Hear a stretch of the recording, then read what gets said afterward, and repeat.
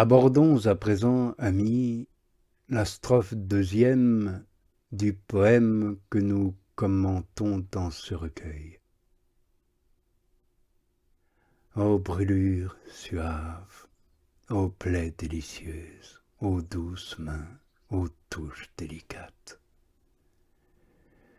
qui a la saveur de l'éternelle vie, qui paye toute dette, qui donne la mort et change la mort en vie.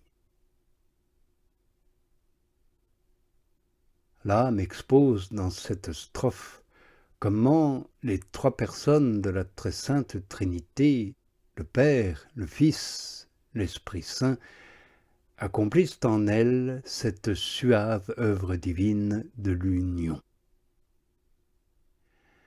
Ainsi, la main, la brûlure et la touche sont substantiellement une seule et même réalité. Mais ces noms que l'âme donne désignent les personnes divines en raison des effets qui sont produits par chacune d'elles. La brûlure est attribuée à l'Esprit Saint, la main au Père et la touche au Fils.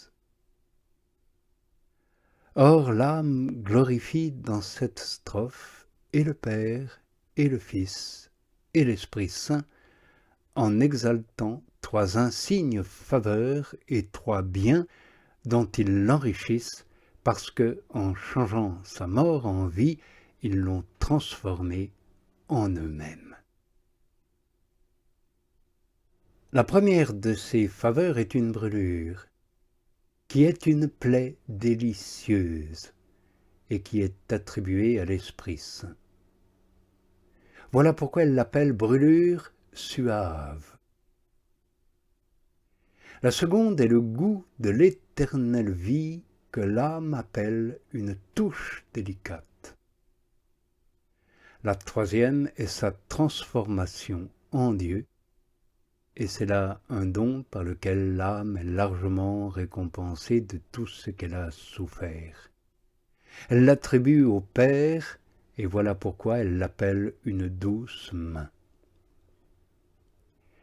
Bien qu'elle nomme ici les trois personnes à cause des effets particuliers qui leur sont attribués, elle ne parle que d'une seule essence quand elle dit « tu as changé la mort en vie » et non « vous avez changé ». Car l'action des trois personnes est une, et ainsi le tout est attribué à une seule essence et à toutes les trois personnes ensemble. Voici maintenant l'explication plus précise du premier vers « Ô brûlure suave ». Cette brûlure, avons-nous dit, est attribuée au Saint-Esprit. Car ainsi que Moïse le rapporte au Deutéronome, notre Seigneur, Dieu, est un feu consumant, c'est-à-dire un feu d'amour.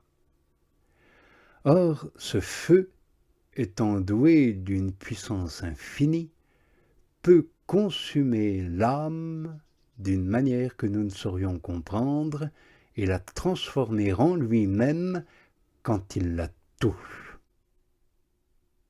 Néanmoins, il ne l'embrase et ne la consume que selon la disposition où il la trouve, plus ou moins, dans la mesure qu'il veut, comme aussi de la manière et à l'heure qu'il lui plaît de choisir. Comme il est le feu d'amour infini, il n'a qu'à vouloir toucher l'âme avec un peu de force, et le feu d'amour qui la consume sera tel qu'il lui semblera supérieur à tous les feux de l'univers. Voilà pourquoi, lorsqu'elle ressent cette touche, elle appelle l'Esprit Saint une brûlure. La brûlure est le point où le feu est plus intense et plus fort. C'est là qu'il produit le plus d'effet. Ainsi en est-il de l'acte de cette union avec Dieu. Dès lors qu'il consiste dans un feu d'amour plus embrasé que tous les autres, il porte le nom de brûlure. Et comme ce feu divin transforme alors l'âme en lui-même, non seulement elle sent la brûlure, mais elle devient tout entière une brûlure de feu ardent. Or, chose admirable et bien digne d'être publiée, ce feu divin, qui est si véhément et si consumant, qui pourrait détruire plus facilement 1000 mondes que le feu d'ici-bas un fil de lin, ne consume pas et ne détruit pas l'âme qui l'embrase de la même manière.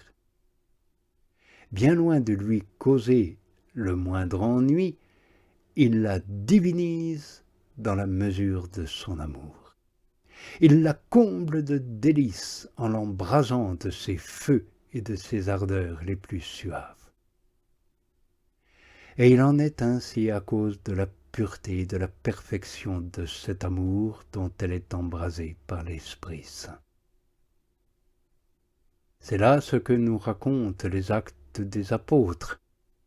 Le feu de l'Esprit Saint arriva avec une grande impétuosité et embrasa les disciples, et ceux-ci, d'après saint Grégoire, se sentirent brûlés intérieurement de l'amour le plus suave. C'est là ce que l'Église donne à entendre quand elle dit à ce sujet « Un feu du ciel est descendu, non pour brûler, mais pour resplendir, non pour consumer, mais pour transformer et pour illuminer. » Quand Dieu accomplit de pareilles faveurs, son but est d'exalter l'âme. Aussi, il ne la fatigue pas, ce feu. Il ne la resserre pas, mais il la dilate et la comble de délices. Il ne l'obscurcit pas et ne la réduit pas en cendres, comme fait le feu pour le charbon, mais il la glorifie et l'enrichit de ses faveurs. Voilà pourquoi l'âme lui donne le nom de brûlure suave. Et voilà aussi pourquoi je peux dire « Heureuse l'âme qui a la rare fortune de recevoir cette brûlure. » Elle sait tout, elle goûte tout, elle fait tout ce qu'elle veut. Tout lui réussit, personne ne peut prévaloir contre elle ni l'atteindre. C'est d'elle que l'apôtre a dit « Le spirituel juge tout et il n'est jugé par personne ». Et il a dit encore « Il pénètre tout, même les profondeurs de Dieu ». Car le propre de l'amour est de scruter toutes les richesses du bien-aimé. Ô âme qui êtes disposée à parvenir à cet état de feu souverain, que votre gloire est grande. Ce feu possède une force infinie qui pourrait vous consumer pour vous anéantir, mais comme on le voit clairement, il ne vous consume, au contraire, que pour vous procurer une gloire immense. Ne vous étonnez pas que Dieu élève certaines âmes jusqu'à ces hauteurs sublimes. Dès lors que le soleil matériel produit dans les corps des effets si merveilleux, car, selon l'expression de l'Esprit Saint, c'est de 3 manières qu'il embrase les montagnes, c'est-à-dire les âmes fidèles. Cette brûlure est donc si suave, comme nous venons de le dire, qu'elles ne seront pas, d'après vous, les délices de l'âme qui sera touchée de ce feu. Elle a essayé de le raconter, mais elle ne le peut. Elle en garde toute l'estime en son cœur et l'exalte par cette exclamation « Ô plaie délicieuse !» Oui, voilà ce qu'elle dit de cette brûlure dans le vers suivant, vers que nous tâcherons d'expliquer demain, avec l'aide de ce même Esprit Saint qui a causé cette plaie délicieuse.